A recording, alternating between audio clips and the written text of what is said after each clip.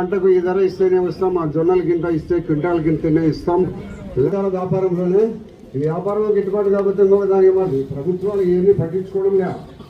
అందరూ రైతు కుటుంబాల నుంచి రాజకీయాలకు వచ్చింటారు, మంత్రులు అయింటారు, ముఖ్యమంత్రులు అయింటారు, ప్రధానమంత్రులు అయింటారు.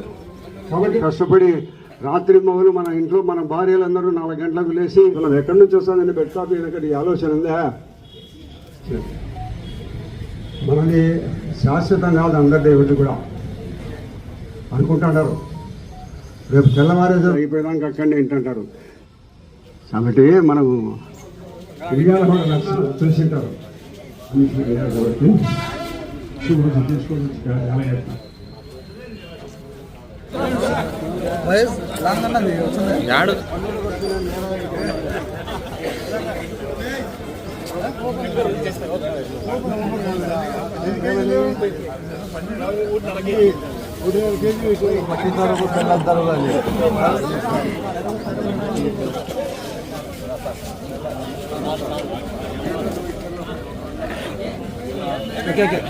చంద్రబాబు ప్రభుత్వము అధికారంలోకి వచ్చిన తర్వాత రైతుల గురించి, గ్రామీణ ప్రాంతాలలో నివసించే రైతులు వారి పంటల విధానాన్ని గురించి ఆయన ప్రత్యక్షంగా తెలుసుకొని రైతులకు అన్ని విధాల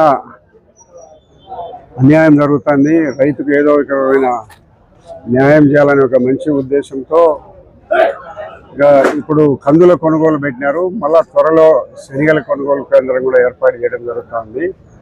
బజార్లో మార్కెట్ వేతలు, దళారులు రైతు దగ్గర తగ్గించుకొని తీసుకొని పోయి వాళ్ళు మార్కెట్లో ఎక్కువ ధరకు అమ్ముకోవడము, వ్యాపారస్తులు మా దగ్గర తక్కువ ధరకు తీసుకొని వాళ్ళు ఎక్కువగా లాభాల కోసం ఎక్కువగా వ్యాపారం చేసుకునే దాంట్లో గ్రామీణ ప్రాంతాల్లో రైతులందరూ రైతుల దగ్గర తగ్గించి 100 కేజీలకు 103 కేజీలు వేసుకుంటున్నారు, 50 కేజీలకు 52 కేజీలు వేసుకుంటున్నారు అనే ఒక ప్రభుత్వ ఉద్దేశంతో సక్రమమైన కొలతలు ఉండాలా, గిట్టుబాటు ధర కల్పించాలని ప్రభుత్వం కందులకు మద్దతు ధర ప్రకటించి కొనుగోలు కేంద్రాన్ని ఏర్పాటు చేసినాం. ఈరోజు మనం అందరము ఈ కొనుగోలు కేంద్రాన్ని ప్రారంభించుకోవడం జరిగింది.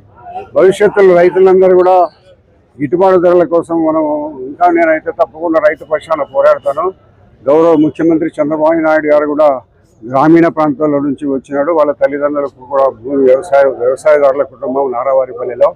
ఆయనకు చిన్నప్పటి నుంచి కూడా కొంత వ్యవసాయం అంటే తెలుసు కాబట్టి రైతులకు ఏదో ఒక రకంగా మేలు చేయాలనే ఒక మంచి ఉద్దేశంతో ఈ మద్దతు ధర పెట్టి కందులు కొనుగోలు కార్యక్రమాన్ని ఏర్పాటు చేసినందుకు ధన్యవాదాలు తెలియజేస్తూ మరి రైతులందరూ ఈ సదవకాశాన్ని వినియోగించుకోవాల్సిందిగా రైతులకు అందరికీ విజ్ఞప్తి చేస్తున్నాను.